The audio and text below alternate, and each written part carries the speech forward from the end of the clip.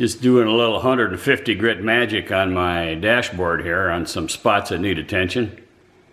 I got most of my shop covered in plastic because I've been spraying paint in here. This is just primer.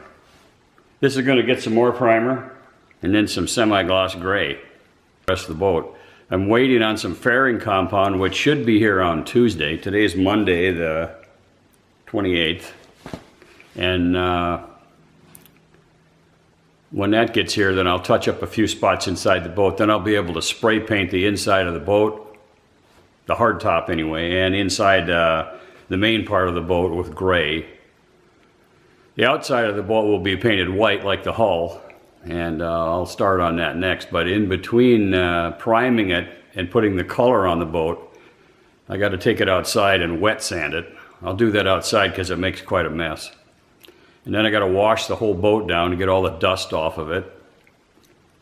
Then I'll paint it. And we'll see how that goes. It's a long, tedious process, especially the sanding part. Man, I'm no body man, but I'm trying to do a good job here. It just takes a lot of time.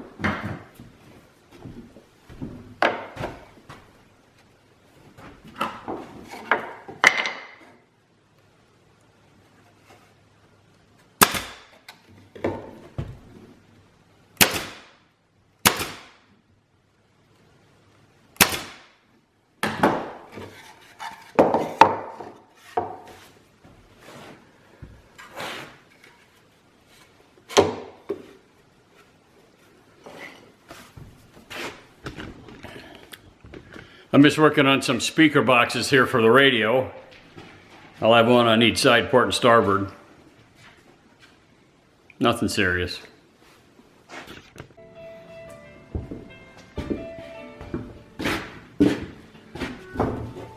Well, some of the things you run into in a project like this is, today I discovered that I had to change the way I mounted the radio, or the stereo, not the marine radio, in the boat because of the way that the mount on the radio is engineered. The brand of the radio is not important here. What the deal is I had this radio now for several months, but I just took it out of the box today. And I looked at how it goes together. They have this little ring here that you secure to your dashboard, this cheesy little ring. The way it works is you slip the radio in there and it clicks into place. I don't know if you could hear that, but it clicks into place. It's locked in there now. You can't take it out unless you take something like this dental pick and you pry these little spring fingers up a little bit to unlock the radio. And then the radio will slide right out of there. But in my application, once I stuck the radio inside of here, there's no way I could get at this spring to release it. So what I would have had to do is, I made myself a little trim ring, and this fits in here rather snugly, like that. And the radio clicks in place. Now if I want to get it out of there, what I have to do is just take 4 screws out, remove the whole business, and then if I had to, or still needed to, I could take this ring off of here, like I did before, with a little pick of some kind to loosen, undo the catch here. And then the radio would come out of there, and this part would be loose rather than secured to the hull. So that's the way that goes. I mean, it's just little things you run into when you're building a project like this. So now, I primed it earlier today. Now I'm going to put some gray paint on there. Just paint it and let it dry. By tomorrow it'll be ready and I'll install it in the boat.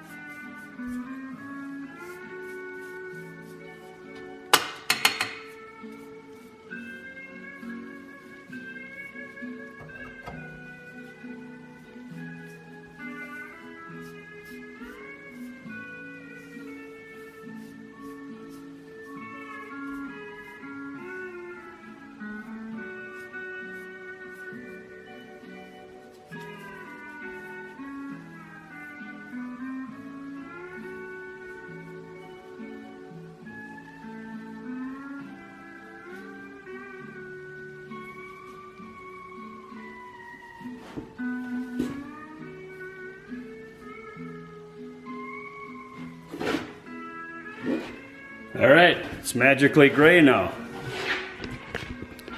Now, if you really want some excitement, I'll leave this camera on and you can watch the paint dry. Okay, today is Thursday, September 14th. And the last day or two, I've just been installing bits and pieces and odds and ends in the boat. The major construction of the boat is finished. Now I'm just adding accessories, running wires, hooking up things. Today what I did was I hooked up the helm, which is right here. Actually the helm is this part. This is a hydraulic helm.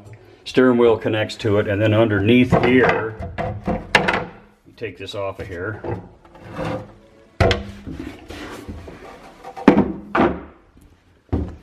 Kind of hard to see, it's getting dark out here. These are the lines, the hydraulic lines that will connect to these helm, the fittings on the helm right here, these 2 lines. They run underneath the gunnel here, all along underneath there, out into the back. They go through my flotation chamber there.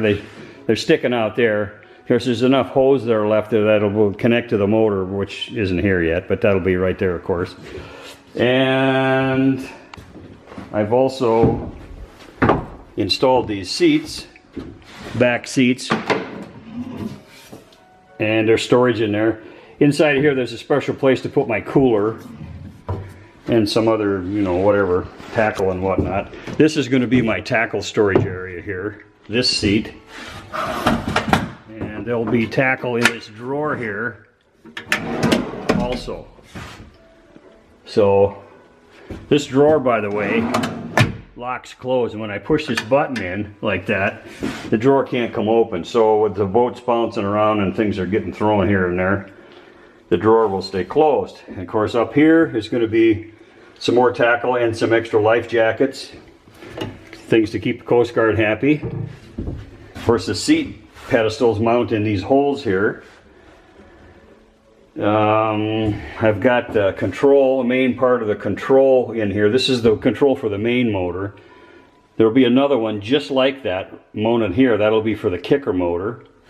These are all my switches, and I don't have those all connected yet, but all the wires run down in through here. They go underneath there, and down below here, I'm trying to run this camera here so you can see it. Down below here is where all my fuses and wires and whatnot are going to be for the accessories. Also back behind there is more electrical stuff back in the corner. Kind of got two systems here. There'll be two batteries. There's only one battery box here in here right now, but there'll be one battery that runs just cranking the motor to get you going, either motor. And the other battery will run all this other stuff. It'll run my lights, the stereo, the radio, all these things connected to these switches. They'll be run all by the separate battery. Over here I got a glove box. I'm waiting on a piece of hardware for the glove box. And I made it pretty good size so it'll hold a lot of crap, I guess.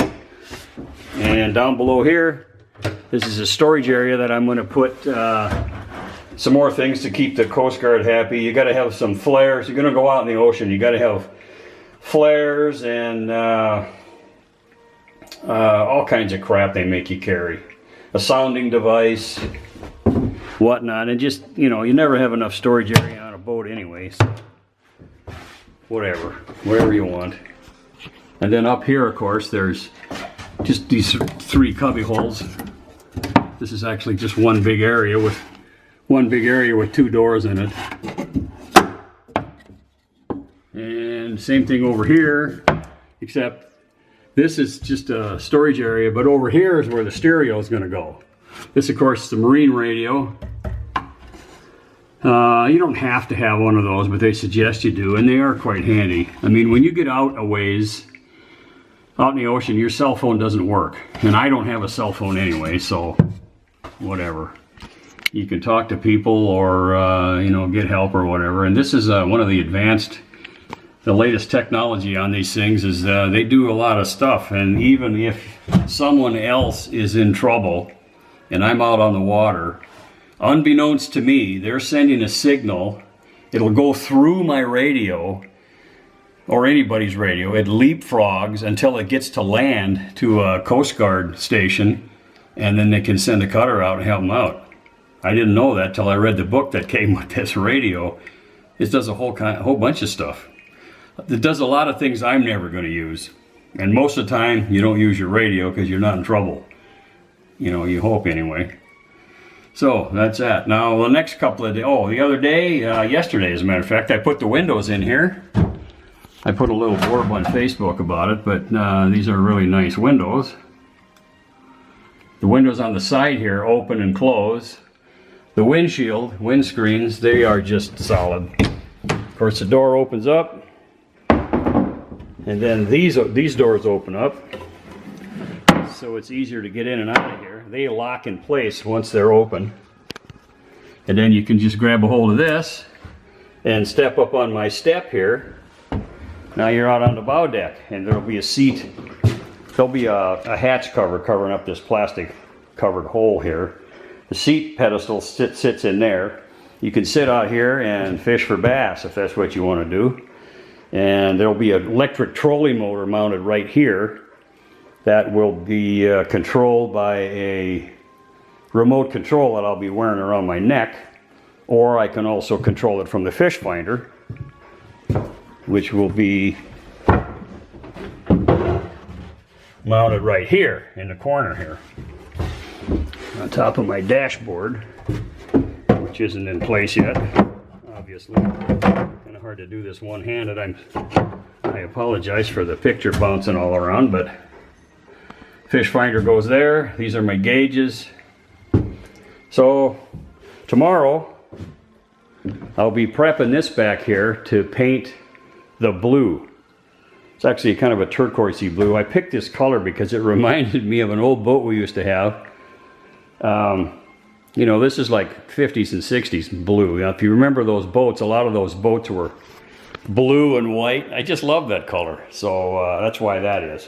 That's why I picked that color. So that's a 50-cent tour of the boat here, as far as I've gotten so far. I still have a lot of things to hook up and wires to run.